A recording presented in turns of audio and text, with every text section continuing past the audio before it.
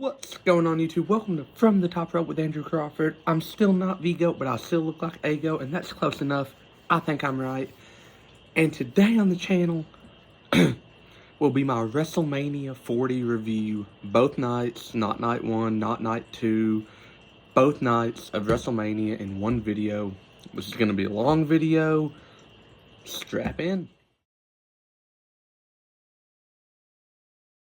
One kicked off after Triple H coming out and telling the fans, welcome to a new era and welcome to WrestleMania. And after Coco Jones sang the national anthem, we kicked off appropriately with Becky Lynch and Rhea Ripley on night one. I'm gonna be honest, looking back, the match was awesome, but I was slightly underwhelmed because I was expecting Rhea versus Charlotte from last year, only instead of Charlotte, it was Becky. I didn't get that. I still got a couple of really, cool moves, like the Riptide onto the top turnbuckle, followed by, real, legit Riptide. The electric chair on the outside of the ring. For the first time in God knows how long, the manhandle slam looked like it was actually one of the most devastating moves in all of wrestling. So really cool. Again, not after initially underwhelmed because of I wanted something different, but it was still a really good match. I'm gonna give it 3.5, 4 stars, around there. Rhea winning was beyond the right call though.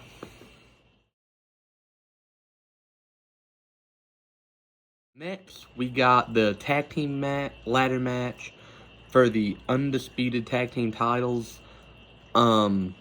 This was a really unique setup for the match because the tag titles were hanging separately on opposite sides of the ring. I'm happy they separated them. I'm even happy with the winners. I know a lot of people aren't going to be happy with the fact that A-Town Down Under won. But I actually think both men are really talented. I just don't think Theory will ever be that main event guy, and I don't think that Waller will either. But they both have the talent to be phenomenal mid-carders, and I'm fine with that. Miz and R-Truth winning the Raw Tag titles, I more than agree with.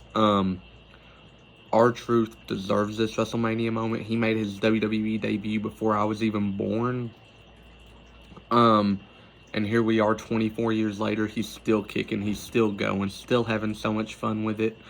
I do think DIY should have got one set of titles, because I love DIY. They are so awesome. That one final beat through the table was ridiculously cool. But good, great match. I give it 3.5, 3.5 stars. Yeah, the really cool part was everyone got something fun to do. And, JD was about to help Judgment Day at least retain one set. And then the flip through the ladder spot through the table was wild. But yeah, 3.5 stars. Next, we got the tag team match between Rhea and Andrade versus Santos and Dom. They didn't do the most excellent job of building up this match. That's just my views and thoughts on that. But it was still really fun. We got that electric chair double crossbody from Andrade and Ray.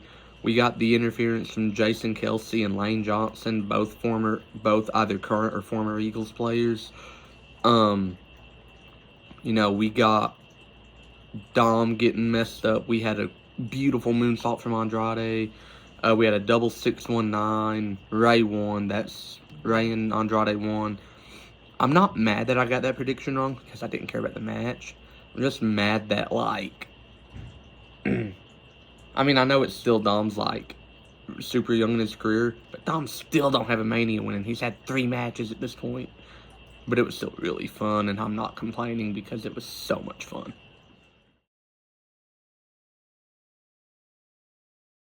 Next, we had a brother versus brother showdown of Jay versus Jimmy Uso. Now, The match itself was very underwhelming, given that I would argue it had probably one of the top 4 builds of the whole show, only for it to kind of turn out bland and a super kick fest. I'm not saying that's a bad thing, because, you know, the move that Jay and Jimmy both do better than any wrestler not named Shawn Michaels is a super kick. Yes, I'm directly calling out the Young Bucks.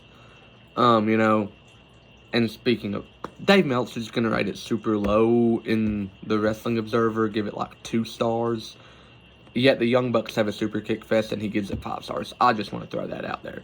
But with that said, Jay winning was obviously the right result. You know, Jimmy literally cost him, in a sense, every single title. Tag titles, Jimmy interfered, cost him the match against Judgment Day. World Heavyweight title cost him against Rollins. No, Rollins won that one clean. Undisputed title against Roman, where this all began for them technically.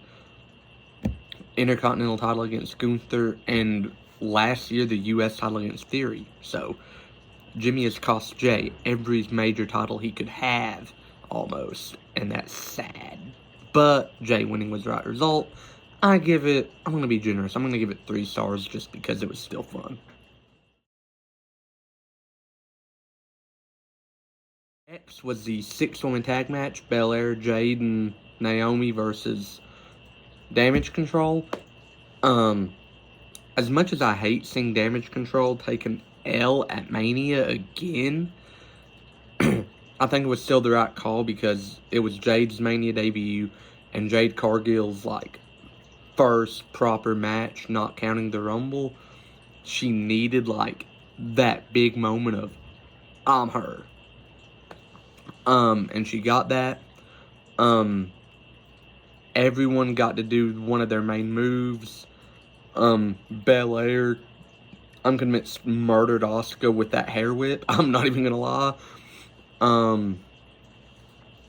Naomi did like a Bubba bomb, which was Bubba Ray's like full Nelson power bomb to him. That was crazy.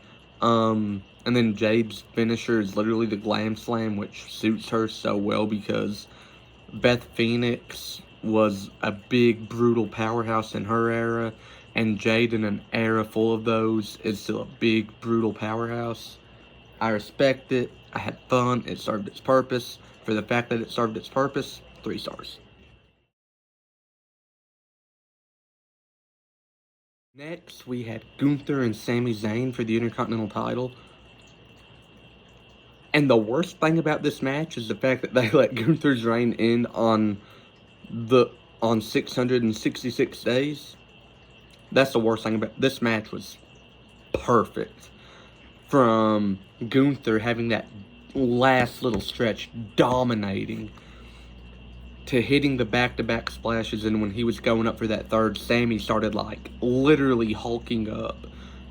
Hit the haluva kick, hit the top rope brainbuster, back-to-back haluva kicks, 1, 2, 3. Sami ending the greatest singular Intercontinental Championship reign that the WWE has ever or will ever see again. At least I think that. And not only that, winning his 4th Intercontinental title. But what really kind of like built this match for me, the training segment with Gable was cool, but when he was walking to the ring and he stopped at Gorilla, and Kevin Owens looked at his best friend, shoved him, fired him up, and screamed, "Go do it, go!" And like basically told him to go beat Gunther's butt, and Sami did, and it was awesome. I think Sami winning was the right call. I'm sorry to everyone that wanted Gunther to win, keep his reign going, but Sami was the right call here.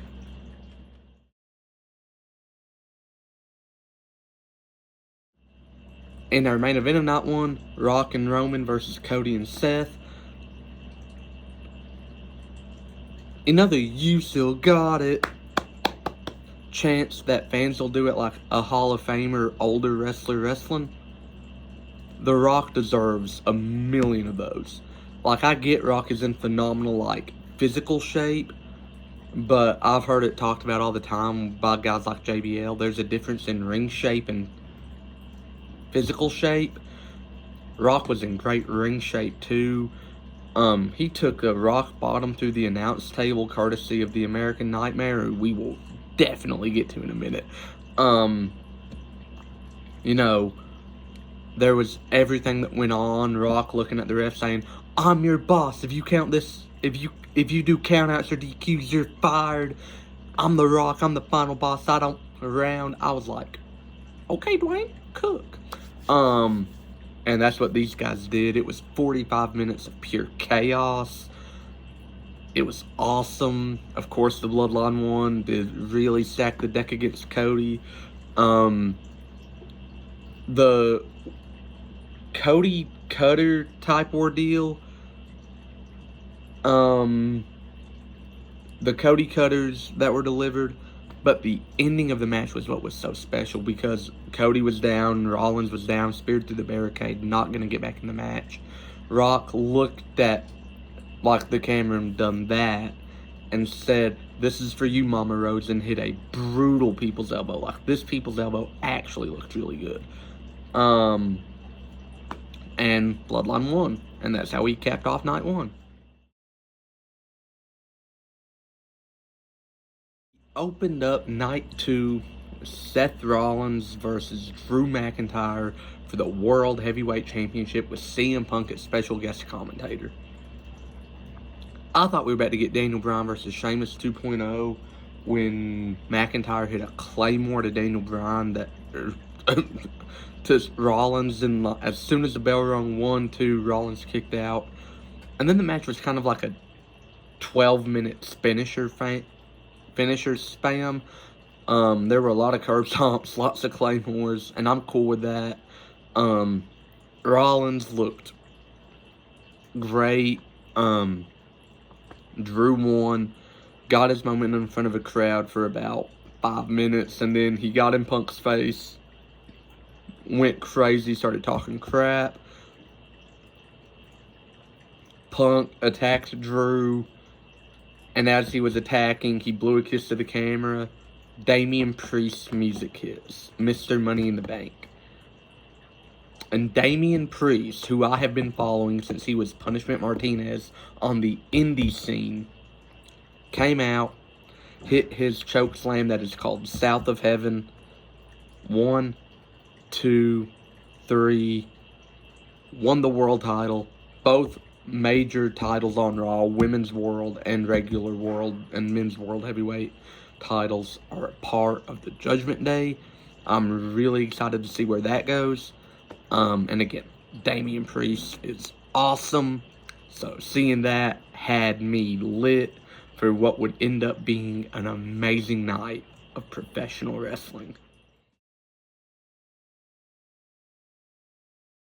Next, we had the Philadelphia Street Fight 6-man tag.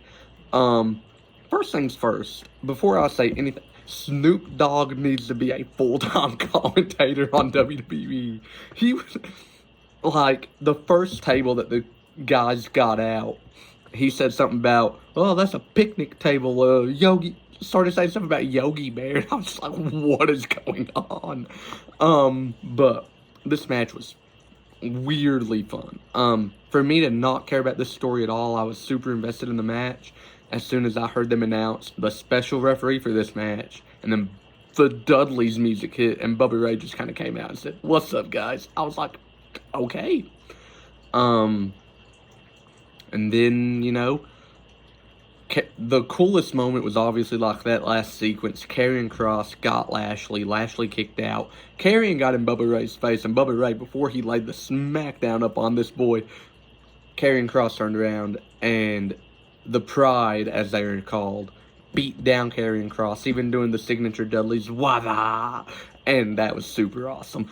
And then from the heavens through the table, bro, that is Montez's frog splash for those of you that don't know. Incredible. Just the athlete that these men are, especially for the match we witnessed, was insane.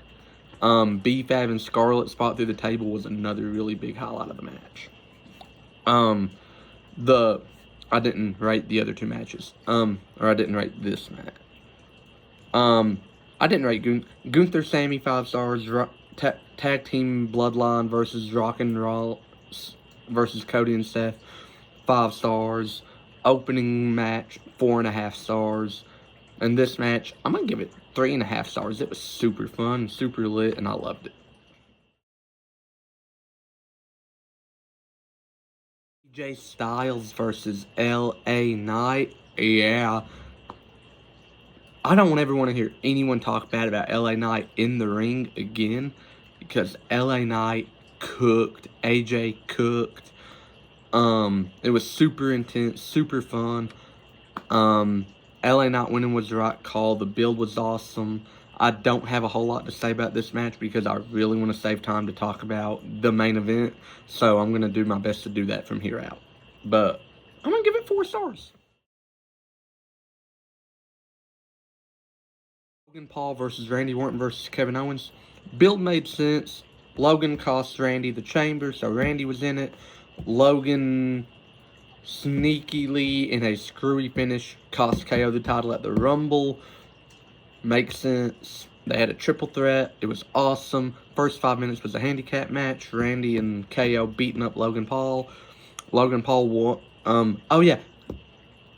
I Show Speed, the streamer that I don't know at all, got RKO'd on the announce table. Logan Paul did a toe-touching frog splash, like he jumped, did the splits, touched his toes, hit a frog splash. It was awesome. Retained the title. The pop-up powerbomb into an RKO was cool. 4.5 stars. Io versus Bayley was a match purely built off of the storytelling of Bayley wanted Damage Control to run the company together. Io Sky wanted that until she won the title, got selfish, brought in Asuka and Kairi. They stabbed Bayley in the back. Bayley knew they did. Won the Rumble. We got Bayley versus Io. This match was a clinic for me. Last night I told my friend Kobe that I think this match was better than Bianca Rhea. For storytelling purposes only, I still believe that. But match-wise, it wasn't better because Bayley, for the love of God, needs a new finisher. But Bayley winning was the right call. I'm going to give it 4 stars. And in the main event, what you might as well have labeled WWE Endgame. Cody Rhodes versus Roman Reigns 2 for the undisputed WWE Universal Championship. This match started hot and only got hotter as the night progressed. Cody came out with like a kind of apocalyptic, like his banners were showing, but they were all like kind of destroyed, like a just very post-apocalyptic scene. Rising through the Cody Vader with kind of an homage to Triple H with the skeleton mask, or the skull mask, with his wife Brandy. Took the mask off, kissed Brandy, had this look of, it's my time now. Before the wrestling has made his entrance, Roman made his orchestra entrance. That was amazing. And during the stare down, I felt the adrenaline, and I wasn't even in Philadelphia. God, if I'm ever in Philadelphia, something's wrong. And then, just the intensity, the fact that Cody kicked out after like the first 10 minutes, and they were just brawling. And then Roman hit a crossroads to counter a Cody cutter. And when Cody kicked out, Roman done his signature as a heel, talking smack to the camera and said, "See, ain't nobody getting 3 off this weak move." I was like, okay. And then, Cody hit a spear. And then when it looked like Cody was going for triple crossroads, which he hit 2, Jimmy hit the super kick. I was like, oh, okay. And then Jay's music hit. They had a brawl that was better than their entire match, and it was on like a minute and a half where Jay kind of knocked him back, hit a super kick, speared him off the stage like probably 10 feet through 2 tables. It was awesome. Then Solo came out, hit a spike on Cody. They hit the spike spear for Cody to kick out at 2. John Cena's music hit. Cena hit an AA to Roman, hit an AA to Solo through the announce table. And then the final boss, The Rock, came out. And as he's about to whip Cody with the weight belt again, the Shield's music hit, and it's Rollins. Roman hits a Superman punch. Rollins is decked out in full Shield gear. Keep this in mind, it comes into play in a minute. And then The Rock's about to whip Cody again. When I was expecting the glass to shatter, I was expecting Stone Cold to come out and, for old time's sake, beat down The Rock. That didn't happen. Instead, gong, Undertaker, choke slam to The Rock, gong, lights out. Rock is rolled out of the ring, not actually gone. Taker is. I was like, okay, Undertaker, you're gone. And Roman gets to his feet first with a metal chair. He sees Cody, but Seth is getting up.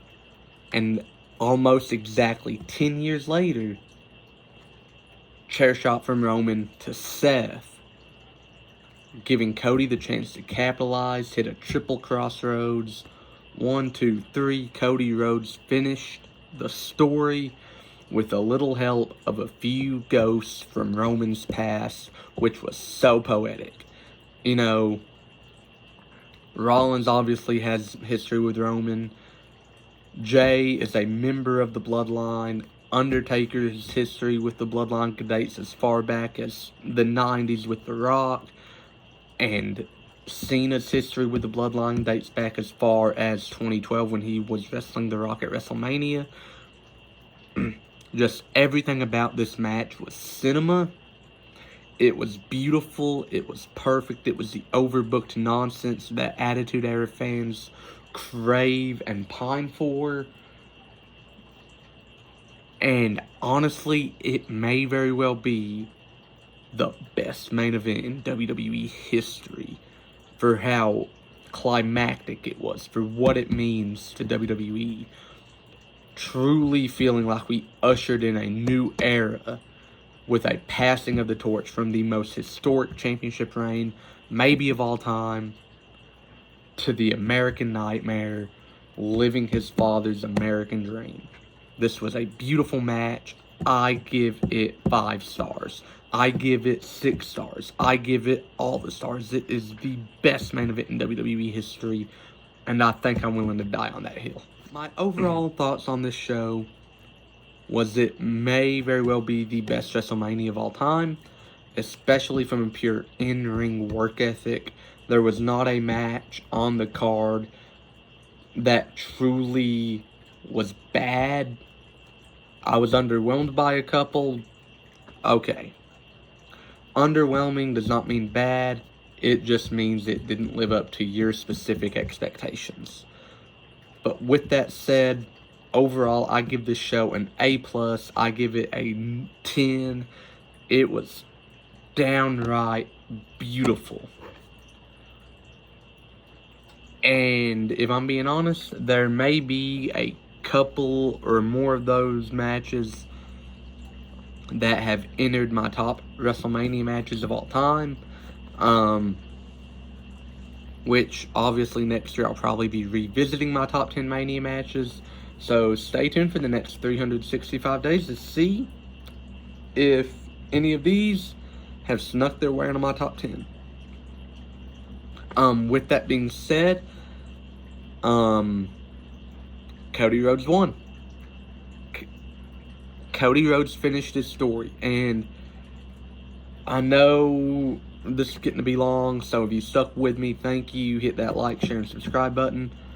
But I've been a fan of Cody Rhodes since he debuted in 2007 and literally just got into a feud with Randy because Randy disrespected his dad.